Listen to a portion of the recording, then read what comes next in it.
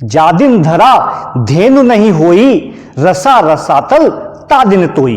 अर्थात जिस दिन पृथ्वी पर गाय नहीं रहेगी उस दिन पृथ्वी रसातल में चली जाएगी, ऐसा हमारे रामचरितमानस में लिखा है। हम सभी सनातन धर्म के लोग कुछ नारे लगाते हुए बड़े हुए हैं, जो है धर्म की जय हो, अधर्म का नाश हो, प्राणियों में सद्भावना हो, विश्व का कल्याण हो और गौ हत्या बंद हो। हम बचपन से सनातन धर्म के सभी लोग ये नारे लगाते चले आ रहे हैं। सिर्फ सनातन धर्म ही है जहां पर विश्व के कल्याण की बात हो सकती है, यहां भारतवर्ष ही है जहां पर विश्व के कल्याण की बात हो सकती है और जहां गौ को माता का स्थान दिया गया है।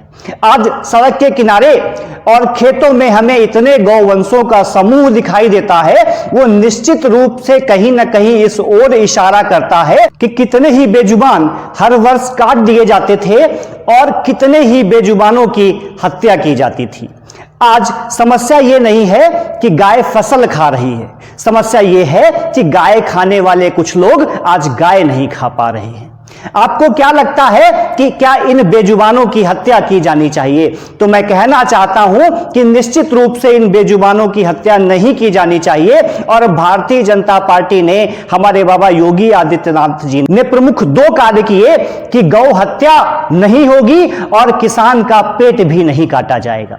किसान को समृद्ध बनाने के लिए भारतीय जनता पार्टी ने अनेक कार्य किए। किसानों के 86 लाख छोटे किसानों का ऋण माफ किया गया, किसान सम्मान निधि दी गई, सबको राशन दिया गया और किसानों को यूरिया आसानी से उपलब्ध हो सके इसलिए नीम कोटेड यूरिया को बाजार में लाया गया। आप जानते हैं कि पहले यूरिया फैक्ट्री से निकलते ही उसकी कालाबाजारी हो जाती थी, उसे रोकने के लिए पूज्य महाराज जी ने नीम कोटेड यूरिया चलाई और उसको किसानों तक पहुंचाया।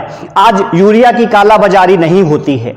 और वहीं जहां पर पहले बहुत ही कम गौशाला थे, गौवंश को काट दिया जाता था, बूचड़खाने में भेज दिया जाता था, बाबा योगी आदित्यनाथ जी ने प्रत्येक न्याय पंचायत में गौशाला की व्यवस्था की। फिर भी आज किसानों को एक समस्या का सामना करना पड़ रहा है, उनकी फसल का कुछ भाग गौवंश खा जा रहा है। अगर बात करें तो महाराज जी ने हर न्याय पंचायत में गौशाला की व्यवस्था की है और कोशिश लगातार जारी है कि ये गौशालाएं ग्राम पंचायत स्तर पर भी बनाई जाएंगी। आज अगर फिर भी गौशालाओं में गौवंश नहीं है तो निश्चित रूप से इसके जिम्मेदार आप और हम हैं, इसके जिम्मेदार यहां के ग्राम प्रतिनिधि हैं और इसके जिम्मेदार हम जैसे कार्यकर्ता हैं। आज हम जैसे कार्यकर्ताओं को सक्रिय रूप में आना पड़ेगा और लगातार गौशालाओं का निरीक्षण करना पड़ेगा।